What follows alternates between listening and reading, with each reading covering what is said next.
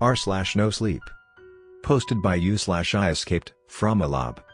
The wildlife in South Florida has gone horribly wrong. My daughter, Isabel, was such a kind, beautiful girl. She was always trying to help. She started complaining about seeing things about 6 months ago. She claimed that she saw seals in the water. She had also claimed that she saw small deer playing in some scrublands. Her teacher, Ms. Narrate, said that she was telling other kids weird stories and that she had to eat lunch with her to avoid problems with other students. Whenever we drove near a canal or waterway, which there are plenty of in Palm Beach, Florida, she would comment on the animals which no one else could see.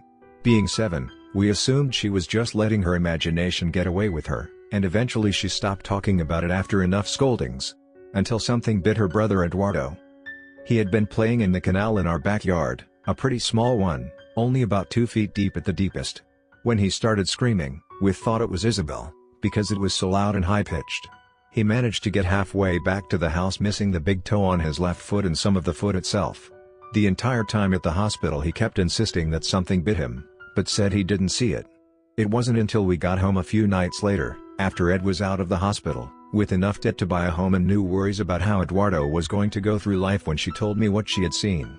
Maribel, my wife, cried all night and wondered who or what would do that to an 11-year-old boy. It was a woman. She turned into a big, flat snake and waited for Ed by the water. "Okay, young lady, we're going to have a talk now." Her mother took her into her bedroom and it sounded like a pretty stern talk. We decided at an early age that we would only speak English in the home, but I could hear Spanish words peppering her sentences.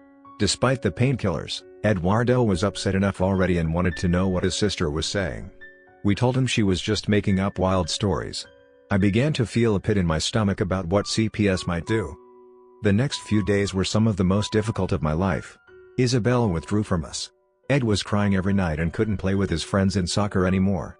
Saying that it was life-changing was an understatement. Maribel began crying at night, and then drinking wine with a little extra medication. I was afraid saying something would make it worse. Ms. Narrate came by unannounced. Apparently Isabel was having problems in school and she suggested after school. It made it more convenient to pick her up anyways, so we signed her up for it despite her protests. On the other end of the spectrum, Ed decided to try and board the public bus to go to school despite still needing bed rest. But life did go on. 2 months after the accident, Ed had his prosthetic and Isabel seemed to be warming up to things again. She grew a fascination with wildlife and began reading a lot about different species, especially extinct ones. However, she never mentioned seeing animals again. Eventually Ed even began playing some soccer again, if only to see his friends again from the sidelines. His prosthetic didn't let him run very fast, but he tried his hardest. One day we got a call from the parents of one of Isabel's friends. "Hi. This is Cynthia Knox, Tara Knox's mother. Your daughter is at my place for a sleepover and I'm afraid there has been an incident that the other kids found a bit disturbing. We were hoping you wouldn't mind coming over to pick up your daughter." She didn't say it angrily or as if it were life or death, but insisted that we come at once. We sped more than I'd like to admit getting there. While we were both worried about a potential injury or Isabel having gotten into a fight, embarrassment was higher up in our mind. The Knox family was rich and lived on Palm Beach Island. Cultivating a relationship with them so that Isabel would grow up around the right people to make connections. Sure enough, when we got there, Isabel was waiting by the door with her stuff. Mrs. Knox told us that she had scared the shit out of her friends while they were roasting marshmallows at the beach. She told them that she saw seals coming out of the water, which was worrying all by itself since there were none. She said that they were monk seals and that they had gone extinct but could still come back. Apparently, she tried to warn them that she read a book that said seals coming to the shore meant something was in the water. At first, they ignored her, but she became hysterical when one of the girls went near the water. She didn't bother going further into details, she just returned her as if she were a defective product. We apologized, mumbled something about psychiatric care, and left. The car ride home was utterly silent. We told her not to do that again and went to sleep, not knowing how to deal with 2 deeply ill children. We eventually talked about it. Isabel was too young to go see a shrink, neither of us completely trusted the profession. We decided to call her teacher, Ms. Narrate, for advice. She said that it was normal for a little girl to make tall tales, especially for attention. Isabel had been acting better and doing well in school. She advised us to spend more time with Isabel, if possible. We ended up looking up a therapist anyways, a part-time professor at FAU, Mark Tranley, who we ended up visiting at his office a week later. I hope you don't mind the smell. I don't normally go full hippie, but the patchouli tends to cover the reek from the bad AC system. Before we knew it, we were drinking juniper tea and listening to funny stories about teaching in El Salvador. We were worried about his fee, but he made it surprisingly affordable for us, and we ended up scheduling an appointment for him to come to our home and talk to Isabel. We didn't tell Isabel about it, but it made the entire week go by easier. We ignored Isabel staying up late and Ed pushing himself trying to run. That Friday we got off work a little early and brought home some carnitas and chicharrones with maduros and black beans, her favorites. Ed and Isabel were enjoying them thoroughly while we cleaned the place up. When it turned 7:30, I went back to the kitchen to see how the kids were doing, but they were gone. Maribel and I tore the house apart looking for them before I noticed the muddy footprints at the back door. I walked out to check. Someone had walked through the mud of the canal bank to get to our home.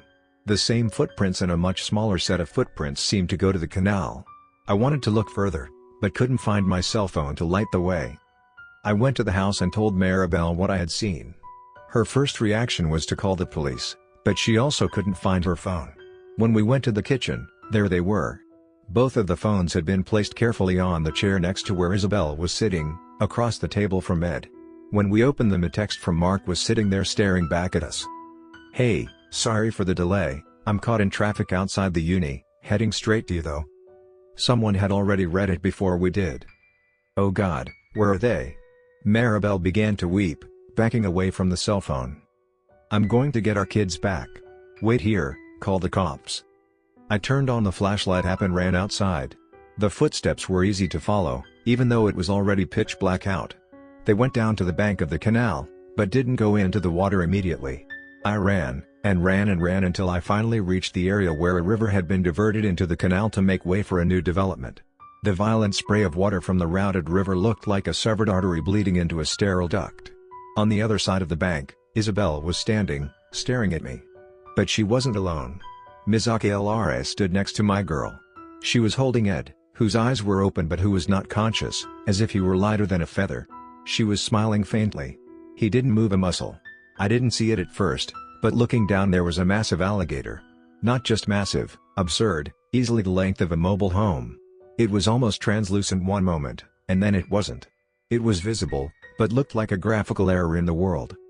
"Whatever the fuck you did, just put him down. The cops are already on their way." Ms. Aquelarre laughed at this. That was her only reaction before dropping Ed onto the banks of the river. I screamed as the gator lurched forward and clamped its massive mouth over my son. Blood sprayed out across the banks and the monster shook his motionless body before quickly moving it into its mouth. As it did so, it became more opaque. I heard it breathing, and realized that before it hadn't been making any noise at all. Now it looked entirely real. And it was staring at me. With a single movement it turned around in the small canal and seemed prepared to leap over the canal wall. I wish I could say I tried to fight somehow. To check and see if there was any chance of saving my boy. Or Isabel. Instead, I ran. I ran like holy hell. I was panting by the time I got back to the house. 10 minutes later the police were there, and Isabel and Aquelarre had fled. The police claimed that Aquelarre must have killed Ed while abducting Isabel. Thank God we have cameras around the neighborhood. It sounded like they were going to pin it on us at first. This was all about 4 months or so ago. Since then I've focused on finding them.